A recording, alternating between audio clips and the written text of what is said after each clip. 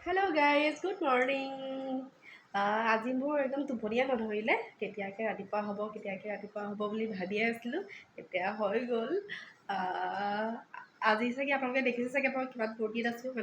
মই বহুত এক্সাইটেড হৈ আছোঁ। কি কয়, মোৰ সৰু কালৰ পৰা এটা সপোন আজি ফাইনেলি পূৰা হ'বলৈ যাব লৈছে। সেইটো কাৰণে মই এতিয়া ফ্ৰেছ হৈ ওলাওঁ। কিনো বস্তু লওঁ আপোনালোকে আগলৈ ভিডিঅ'টো চাই থাকিলে গমেই পাব, আৰু আশীৰ্বাদ কৰিব যাতে মই মোৰ সপোনটো পূৰা কৰিব পাৰোঁ। এতিয়া ইমানেই। এতিয়া মই ফ্ৰেছ হৈ আকৌ আপোনালোকৰ মাজত আহি আছোঁ। কিন্তু কাম কৰি মেলি এতিয়া আজৰি হৈ বহিব লৈছোঁহে। বহিব লওঁতে মামাই ফোন কৰিলে বস্তু নিবলৈ আহিবলৈ। বস্তুটো এতিয়া মই কিনিবলৈ যাওঁ। মোৰ সপোনটো পূৰা হ'বলৈ যাব লৈছে। এতিয়া মই বহুত বেছিয়ে এক্সাইটেড। এটা কথা কওঁ যে যোনটো বস্তু মই কিনিবলৈ যাম, এইটো বস্তু মই সৰু কালৰ পৰাই একদম মোৰ সপোন এটা আছিলে এই বস্তুটো কিনাৰ। বহুত কিনিম বুলিও কিনিব পৰা নাছিলোঁ। ইফালে মিলালে ইফালে নিমিলে, ইফালে মিলালে ইফালে নিমিলে। তাৰপাছত লাষ্টত যেতিয়া মোৰ ছোৱালী জন্ম হৈছিলে, জন্ম হোৱাৰ পাছত তাইক যেতিয়া মই 22 দিনৰ পাছতে তাইক মই কোচত লৈ যেতিয়া মই পাৰ্লাৰলৈ অহা যোৱা কৰোঁ, নিজৰ প্ৰব্লেমটো মই যেতিয়া নিজে ক্ৰিয়েট কৰাটো প্ৰেছ কৰিছোঁ, তেতিয়া মই ভাবিলোঁ যে মই মোৰ সপোনটো এনেইতো যাব দিব নোৱাৰোঁ। সেইটো কাৰণে তেতিয়াৰ পৰাই মই অলপ কৰি পেলাই জমা কৰিছিলোঁ এটা পইচা। বহুত বেছি নহ'লেও অলপ কৰি পেলাই জমা কৰি নিজৰ ইনকামৰ পৰা নিজৰ কষ্টৰ দমেৰে এতিয়া মই বস্তুটো ল'বলৈ যাব লৈছোঁ। সেইটো কাৰণে মই নিজকে বহুত হেপী হৈছোঁ। কি বুলিনো ক'ম আপোনালোকক। সি গ'ল, এতিয়া মই ভাইটিৰ লগত যাওঁ। এতিয়া মই ভাইটি আৰু এইবিলাক নানু গৈ আছোঁ বাইকত। এতিয়া মই গৈ আছোঁ দেই। এতিয়া পাবলৈ লৈছোঁ আমি।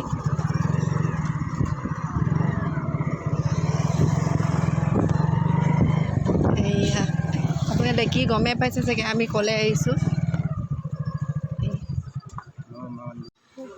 এইফালে মই সোমায়ে দেখিছোঁ বগা গাড়ী এখন। তাৰপৰা এইফালেও চাইছোঁ আৰু গাড়ী থোৱা আছে। তাৰপৰা মই এবাৰ ভালকৈ দেখাই দিছোঁ কেনেকুৱা নহয়।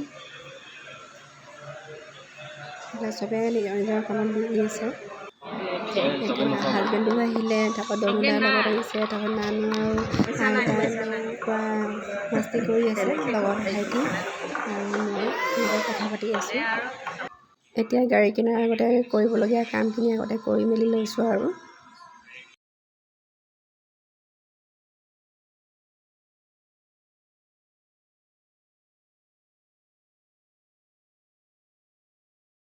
চব কাগজ পত্ৰ কৰি হৈ গ'ল। এতিয়া গাড়ীখন দিছে, এতিয়া লৈ লৈছোঁ আৰু। এয়া মোৰ জীৱনৰ প্ৰথম সপোন দেই।